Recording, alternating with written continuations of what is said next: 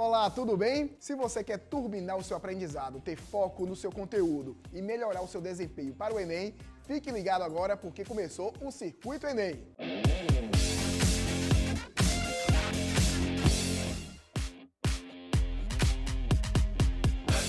Seja bem-vindo ao Circuito Enem, mas antes de começar as aulas de hoje, eu quero agradecer mais uma vez a Uninasal, parceira da gente nesse projeto incrível desde o ano passado, fazendo esse conteúdo especial para você. E esse conteúdo estará disponível aí no site circuitoenem.com.br.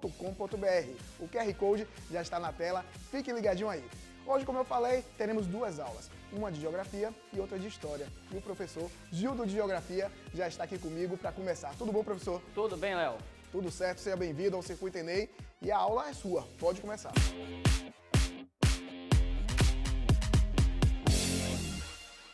Olá, turma. Então, estamos aqui no Circuito Enem, agradecendo aqui a Uninasal, tá? E vamos acelerar o processo, para ajudar vocês, tá? O conteúdo que eu vou trabalhar, Geografia, na verdade, é um conteúdo chamado Globalização, mas antes de trabalhar esse conteúdo, eu vou informar aqui quais são os principais que caem no Enem. Então vamos lá. Então as principais questões que caem no Enem, ou melhor, os conteúdos referentes à geografia, temos aqui em primeiro lugar as questões ambientais, depois tem a urbanização, depois temos a globalização, geografia agrária, indústria, demografia, ordem mundial e conflitos. Mas é importante aqui, isso na verdade foi um recorte que foi feito durante 5 a 10 anos, aí, esse processo todo, para chegar assim os conteúdos que caem mais. Só que esses conteúdos, na verdade, são integrados. Porque quando a gente fala assim de questão ambiental, vai estar a urbanização envolvida, vai estar a globalização, vai estar a geografia agrária. Se a gente fala de globalização, vai estar a urbanização, questão ambiental, indústria, demografia, então vai estar tudo integrado. Além da parte física, clima, relevo, vegetação. Mas vamos lá, vamos adiantar esse processo aí, porque a geografia, ela é importante não só para responder às questões de geografia, mas para melhorar o seu repertório para você construir a redação.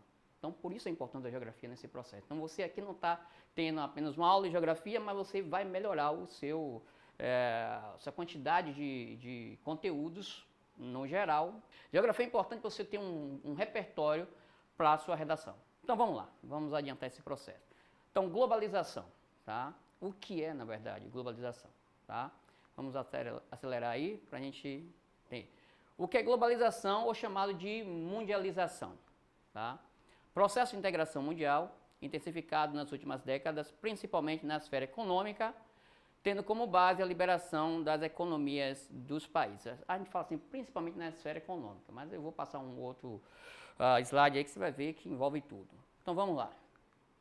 Pronto, a globalização ela gera uma interdependência, na verdade. Não só econômica, é difícil hoje você estudar a economia de um país sem integrar a de outro país, tá? Pronto, aí você tem a interdependência social, então as fronteiras, na verdade, elas acabaram, na verdade, se rompendo por conta do avanço tecnológico, então hoje todo mundo fala com todo mundo curte todo mundo acaba fazendo o que todo mundo faz, então basicamente houve a unificação desse processo, tá? Aí você tem também a questão da interdependência cultural, um termo muito importante no Enem, que é chamado o hibridismo cultural, que é a mistura, na verdade, de diversas culturas. Agora, nesse processo de pandemia, vai ter assim, as aulas híbridas, que na verdade é a aula via internet e a aula em loco, em sala de aula. Então, o hibridismo cultural ele tem seus pontos positivos e seus pontos negativos. Mais adiante a gente vai ver como é que isso funciona, certo? A interdependência política, isso é um fato. Você hoje não pode trabalhar a economia de um país ou a política de um país sem ter o outro nessa relação, porque senão nada funciona, tá? Você não pode tomar uma atitude sem dizer assim, eu posso ou não posso, certo? Uma série de acordos que acontecem. E por conta disso, esse avanço tecnológico, todo esse processo, houve uma produção muito grande, uma elevação do consumo e, em face disso, você vai ter problemas ambientais. Então, uma queimada na Amazônia ela vai acabar destruindo a economia de muitos outros países. Então, por isso que há uma visão muito importante para essa área ambiental. Mas vamos lá. Globalização. Quem acelera e quem facilita esse processo? Vamos lá? Quem acelera, na verdade, são as empresas transnacionais. São elas, na verdade, que mandam no mundo, né? Inclusive nos governos. O governo trabalha para as grandes empresas, são elas que definem todo o processo.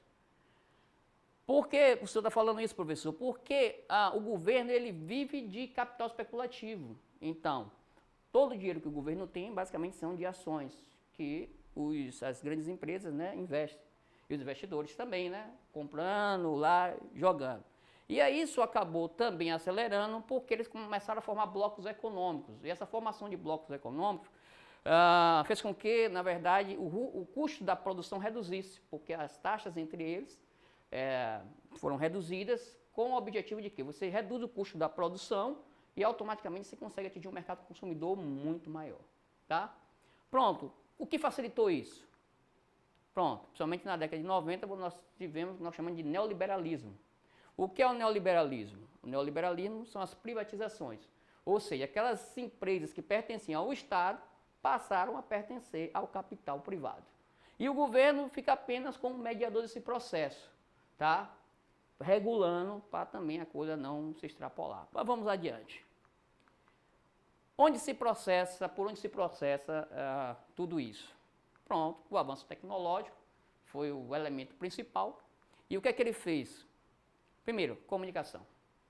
Essa comunicação, na verdade, ela acabou se alastrando, e foi um fato importante, porque com a comunicação você faz transações financeiras, você leva a cultura de outros países, na verdade, você faz a pessoa consumir, e esse é o principal elemento que as empresas têm como fazer você consumir, ele não conseguir perder o mercado consumidor. E aí você tem um outro elemento importante, que são os transportes. Por isso que você vai encontrar um termo, somente nas questões do Enem, chamado de aldeia global. Porque o mundo se virou uma aldeia, justamente porque o avanço da comunicação e dos transportes fizeram com que essas distâncias encurtassem. Tá? Então hoje é muito mais fácil, muito mais rápido você comprar pela internet. Antigamente você demorava muitos meses para uma mercadoria chegar, hoje automaticamente, 2, 3 dias está aqui e é muito mais vantajoso. Intervalo de aula para esse recadinho muito importante. Alô, terceiranista! Bateu dúvida qual curso escolher? Aqui vai uma dica que vai salvar a sua vida. Faça a pesquisa de orientação profissional da Uninasal. Lá eles vão fazer algumas perguntas e analisar as suas escolhas para revelar qual carreira é a sua cara. Mas tem que ser sincero, hein, nas respostas. É só acessar pop.uninasal.edu.br. Combinado? Bora voltar para a aula. Vamos lá. E as consequências desse processo? Pronto. Exclusão digital, uma principal consequência desse processo. Inclusive, nessa pandemia, isso foi visto. Um bocado de gente na Caixa Econômica, lá, filas quilométricas, porque muitas pessoas não têm acesso à tecnologia. Né? Tem as pessoas que têm um celular, mas não têm acesso às redes sociais. Aí isso complica, baixar aplicativo. Você vê a questão do aluno. O aluno da escola particular, tem um termo que te li assim, volta às aulas. Não, tem um termo errado. Os alunos da escola particular voltam à sala de aula. Os alunos da escola pública voltam às aulas. Porque os alunos da escola particular estão tendo aula online, né? Enquanto os da escola pública ainda não tiveram aula, né? Muito pouca. Então, por isso que esse projeto aqui ele é muito importante, porque apesar da pessoa não ter um celular, mas nas pesquisas, pelo menos uma televisão a população tem. Então, aquele que não tem acesso ao celular, mas pelo menos uma aula dessa aqui, ele vai conseguir aumentar o seu repertório para redação e ter um elemento muito importante, porque a geografia é uma disciplina muito completa, porque ela vai ter física, biologia, química, matemática, filosofia, tá? Aí você tem aqui também a xenofobia, questão cultural, que eu disse a vocês, né? Que ao mesmo tempo que você tem a moda de outros lugares, mas em compensação você também vai ter uma certa rejeição. Para você ter ideia, hoje temos não só xenofobia, mas um termo muito interessante chamado sinofobia, que é aversão aos chineses, por conta, disseram que os chineses que criaram esse Covid, e aí até mercadoria não querem comprar da China. Isso é um elemento importante. Os conglomerados, porque as empresas cresceram a tal modo que as pequenas não conseguem concorrer, e acaba as maiores comprando as menores. Tá? Então, para você ter ideia, a Perdigão comprou essa dia. Hoje não tem necessidade. A Mitsubishi ela não fabrica carro, mas fabrica lápis, iogurte, tudo isso. É só você comprar ações, pronto, você é dono da empresa. E aí, pronto, o desemprego, que serve um fato, né, porque a tecnologia tomou todo mundo. e você tenha os impactos ambientais. Isso é um problema que vai se agravar. Pronto, aí vamos lá, por isso eu tenho os protestos de globalização, mas é um caso muito complicado, mas vamos avançar para uma análise de duas questões aqui, para a gente ver como a gente analisa as questões do Enem. Enem 2015 aqui, ó, um carro esportivo financiado pelo Japão, projetado na Itália e montado em Indiana, lá nos Estados Unidos, México e França, usando os mais avançados componentes eletrônicos que foram inventados em Nova Jersey e fabricados na Coreia. A campanha publicitária é desenvolvida na Inglaterra, filmada no Canadá, e a edição e as cópias feitas em Nova York para serem vinculadas no mundo todo. Teias globais, na verdade, ó, isso é importante aqui, ó, teias globais que façam como uniforme nacional que ele for mais conveniente. Pronto, a pergunta. A viabilidade do processo de produção ilustrado pelo texto pressupõe o uso de uma coisa importante em geografia. Sempre ele vai ter um texto e na pergunta ou no final do texto ele vai dar uma palavra que vai dar um suporte para você. Quando botou teias globais, aí você olha aqui nas alternativas. Letra A, linhas de montagem e formação de estoque, isso não existe mais. Empresas burocráticas, não existe burocracia mais. Controle estatal, o Estado já não existe. Agora, organização em rede e tecnologia. Pronto. Você olhando ali, ó, teias globais. Pronto, ó, rede. Fechou a questão. Então, basicamente, é isso aqui que é importante. Vamos lá para outra. Enem 2019. Saudado por centenas de militares, ou de militantes, desculpe, de movimentos sociais de 40 países. O Papa Francisco encerrou, dia 9/7, o segundo encontro mundial dos movimentos populares em Santa Cruz de la Sierra, na Bolívia. Segundo ele, a globalização da esperança, que nasce dos povos e cresce entre pobres, deve substituir esta globalização de exclusão e da indiferença. Olha aqui, ó, pobres, exclusão e indiferença. No texto há uma crítica ao seguinte aspecto do mundo globalizado. Letra A, liberdade política, mobilidade humana, conectividade, disparidade econômica e complementaridade comercial. O que é que ali fala? Pobreza, exclusão e diferença. Então seria o quê? Disparidade econômica. Então são esses elementos assim, em uma questão que você consegue responder. E, por final, o sucesso é o acúmulo de pequenos esforços repetidos dia e noite. Essa é a minha frase aí, indicação para vocês. Pronto, galera, muito obrigado. É com você, Léo. É isso aí, a nossa aula de geografia fica por aqui. Obrigado, professor Gildo, pela participação no Circuito Enem. Obrigado também, Léo, e obrigado vocês alunos e show de bola aí no Enem. É isso aí, mas não sai daí não, porque daqui a pouquinho começa a aula de História com a professora Carolina Ledu. Olá, tudo bem? Se você de casa quer dar uma turbinada no seu aprendizado, ter foco no conteúdo e melhorar sua preparação para o Enem, você está no lugar certo. Vai começar agora o Circuito Enem.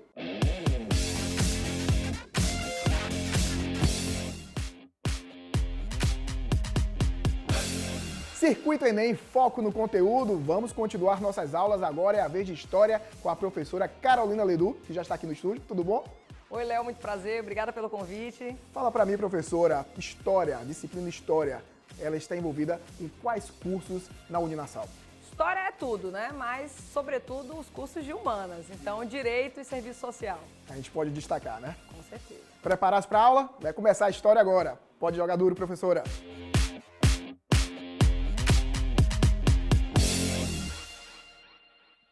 Beleza, pessoal?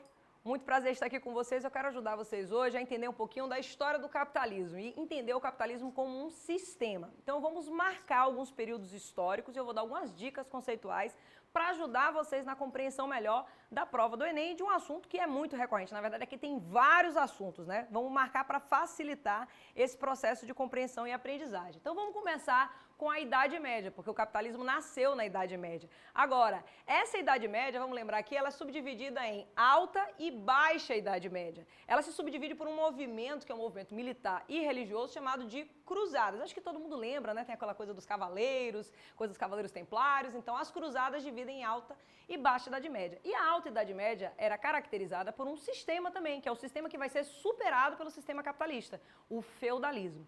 E eu sempre digo para meus alunos, olha, vamos ficar ligado em 4 coisas quando a gente vai responder questão, porque as questões elas giram em torno das bases de pesquisa na historiografia. Então, política, economia, sociedade e cultura. Vamos aqui comigo. Como era a política do feudalismo? Tenta responder aí em casa, hein? Como era a política do feudalismo? Descentralizado, o rei reinava, mas não governava. Como era a economia do feudalismo? Ela era de subsistência, autossuficiência, voltada para si mesmo, quase desapareceu a moeda onde? Na Europa Ocidental. Como é a sociedade feudal? A sociedade feudal ela é subdividida em três. Aqueles que rezavam, ou seja, o clero. Aqueles que guerreavam, a nobreza fundiária, né, que era dos senhores feudais que tomavam conta dos feudos. E aqueles que trabalhavam, ou seja, os servos, os camponeses, livres também, mas também os que eram presos à terra, né? Então, vamos lá. Esse é o sistema que vai ser superado pelo sistema capitalista. E o marco de mudança é justamente esse movimento em que os cristãos da Europa Ocidental se movimentam e vão para o Oriente. Lá no Oriente, eles entram em contato com um negócio delicioso chamado tempero, né? Que a gente chama aqui na história de especiarias. A comida vai melhorar bastante. Os europeus adoravam, acreditavam também que tinham fins medicinais. Essas especiarias valiam seu próprio peso em ouro e vão estimular o movimento dos cristãos saírem em conflito com os árabes, por questões religiosas também e territoriais, mas vai se abrir uma série de rotas comerciais, e essas rotas comerciais para, né, investidores, empreendedores, que são justamente aí os principais e iniciais comerciantes do capitalismo, irem comprar essas especiarias no Oriente, na mão dos árabes, né, especiarias que, por sua vez, eram, na verdade, produzidas no Sudeste Asiático, mas que os árabes há muito tempo, né, com suas caravanas, iam ao Sudeste Asiático ou no meio do caminho ali, compravam essas especiarias e revendiam nos portos do Mar Mediterrâneo. O Mar Mediterrâneo aqui é o nosso marco geográfico, tá? O mundo do Mar Mediterrâneo, para a gente entender essas rotas comerciais. Essas rotas comerciais, portanto, vão dar início ao renascimento comercial e urbano. São dois renascimentos.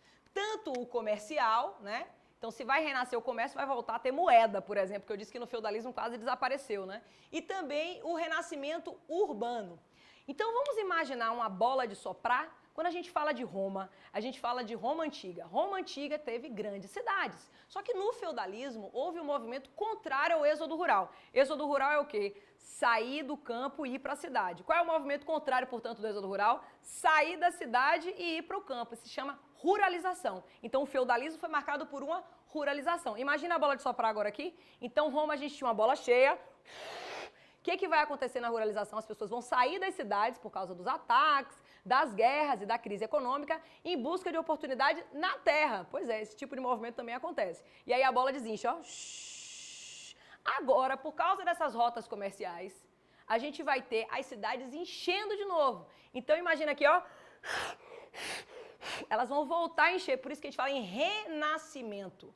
É um renascimento de algo que existia na Idade Antiga, desapareceu na Alta Idade Média ou diminuiu na Alta Idade Média e vai voltar a crescer na Baixa Idade Média graças ao nascimento do capitalismo. O que tinham dentro dessas cidades medievais? As feiras. Seria tipo um shopping center ao céu aberto. Aqui em Salvador seria bem a Feira de São Joaquim, para vocês entenderem legal, uma coisa que vai ter tudo. Vai ter bicho vivo, bicho morto, vai ter uma série de produtos, vai ter tempero, vai ter tapeçaria, vai ter tecido, vai ter obra de arte e muita circulação de pessoas, aglomeração, né? Não estamos podendo, mas vai acontecer aqui também. Naquela época podia, a não ser quando chegou a peste negra, que também é Baixa Idade Média. Já anote aí, assunto quente para o Enem. Peste negra, século XIV, tá bom? É uma outra dica aí. Para qualquer vestibular, na verdade. Vamos seguir aqui para, portanto, a compreensão dessas cidades. Essas cidades medievais, na verdade, elas têm uma característica muito própria. A gente vai ver daqui a pouquinho na resolução da questão. Elas são cidades muradas. Isso aqui é um muro. Eu fiz uma planta baixa, altíssimo nível de engenharia aqui. Corre aqui, socorro. Fiz uma planta baixa, são cidades muradas. Dentro dessas cidades a gente tem, ó, castelo, a gente tem igreja e a gente tem a casa dos comerciantes. Na verdade, esse movimento começou com os comerciantes chegando para vender especiarias para esses nobres. Nobres que viajaram, né? Foram lá na Disney, comeram aquele Kit Kat, aí voltaram querendo continuar comendo Kit Kat, né? Que era a especiaria. Então, eles voltaram querendo continuar comendo esses produtos que eles conheceram nas cruzadas. Quem é que vai fornecer? O empreendedor, o cara que tem aí a visão, que vai trazer para vender à beira do castelo. É por isso que eles começam a se instalar perto do castelo. E na Idade Média, existe uma configuração muito própria em que os reinos, eles não são muito fortes. Não tem exército nacional. São os próprios nobres que defendem o território. Por isso que o castelo é uma moradia, mas também uma fortificação. E é por isso que o castelo é muito escuro, né? À toa que a gente chama a Idade Média de Idade das Trevas, né? A luz não entra na fresta da janela, porque não é para entrar flecha, não é para entrar bala de canhão. Então, olha só, o muro tem a ver com proteção, mas eu protejo não só mais o castelo e o senhor feudal, eu protejo também o quê? A feira. Eu protejo o objetivo final da rota comercial. Eu protejo a circulação de riqueza que vai acontecer aqui. Um intervalo aqui rapidinho na aula para você conferir essa dica aqui comigo, para acertar na escolha da sua futura profissão. Faça o POP com a Uninasal. São 2 passos bem rápidos. Você responde as perguntas e eles analisam o seu perfil. Prontinho! Você fica sabendo qual a carreira tem mais a ver com você. Gostou, não foi? Acesse agora pop.uninasal.edu.br. Bora voltar para a aula! Certo? Só que esses burgos, né, essas cidades muradas, elas não estão voando no meio do nada, elas estão dentro de feudos. E como elas estavam dentro de feudos, elas tinham que obedecer a senhores feudais. Cada feudo funcionava como um mini país, tinha seu próprio peso, sua própria medida, sua própria moeda, suas próprias leis. Isso é uma confusão para a atividade comercial. Então, para os comerciantes que vão viver dentro desses burgos, eles preferem uma unificação nacional e eles vão fazer uma parceria com o rei para justamente ver se dá para unificar essa coisa de moeda diferente, né? Moeda, inclusive, que vai ressurgir aqui. E vai surgir também uma classe, né, dos banqueiros, a galera que se senta nos bancos para trocar a moeda de um feudo para o outro, né? Muitas vezes ocupada aí por pessoas que não podiam acessar a terra por questões legais, né, que os cristãos impediam, os judeus. Então a gente tem uma classe que vai circular nessas feiras de comerciantes e uma classe de banqueiros. Classe de comerciantes e banqueiros que vive dentro do burgo. Como é que a gente chama essa classe, né? Comerciantes e banqueiros que vivem dentro do burgo a gente chama de burguesia. Olha aqui, a classe mudou a sociedade. Ó. Estamos trazendo um elemento novo para essa sociedade, assim como a gente vai trazer o elemento do artesão, que vai fazer uma série de manufaturas e que vai também ser um produto quente em circulação nessas feiras. Manufaturas são o quê, Pró? Tipo tecidos. Mano, mão, fatura, feito. Feito à mão, por isso que é artesanal, ok? Já está aparecendo aqui justamente nessa Baixa Idade Média. E vamos imaginar agora que essa Baixa Idade Média, ela evoluiu, né? Que essa atividade comercial aqui, ela evoluiu e a gente chega aqui na Idade Moderna. É como se essa atividade comercial que estava ali muito no mar Mediterrâneo, na Europa, agora ela fosse virar global, né? Como não foi? É uma espécie de globalização, tá bom, pessoal? É uma primeira globalização para muitos pesquisadores. E que é quando vai acontecer a expansão marítima e comercial europeia, justamente quando o nosso Brasilzão vai ser descoberto e colonizado aqui na Idade Moderna, que começou em 1453, que é a tomada de Constantinopla pelos árabes, mas o Brasil é descoberto ou achado em 1500, sendo o início de sua colonização em 1534. Bom, então o Brasil vai ser uma colônia de Portugal. Lembra do conteúdo de pacto colonial? O pacto colonial nada mais é do que um monopólio. E está aqui a primeira característica da evolução desse capitalismo que nasceu aqui na Baixa Idade Média, né? Então a gente chega aqui no mercantilismo. Professora, o mercantilismo é um sistema? Não. Ele é uma fase de transição. Tá bom? Ele vai ter características, às vezes, da fase anterior e da fase nossa. Então, o mercantilismo, para a geografia, por exemplo, é a primeira fase do capitalismo, certo? Como aparece na sua prova e na prova de humanas pode vir conjugado. Então, a primeira fase do capitalismo, mercantil, mercante, mercador, comerciante, burguês, tá bom? Esse mercantilismo é caracterizado pelo monopólio, que a metrópole, por exemplo, né? O rei, lembra do rei que fechou parceria com a burguesia? A burguesia quer unificar, ela quer unificar a atividade comercial. A lei, o peso, a medida, a moeda. Então o rei fecha uma parceria com essa burguesia. A burguesia financia um exército nacional e o rei se fortalece e recupera o seu poder, unificando justamente essa estrutura. Então, se ligue aqui, ó. Então, eu, rei, vou devolver o favor, né? Eu vou devolver o favor como?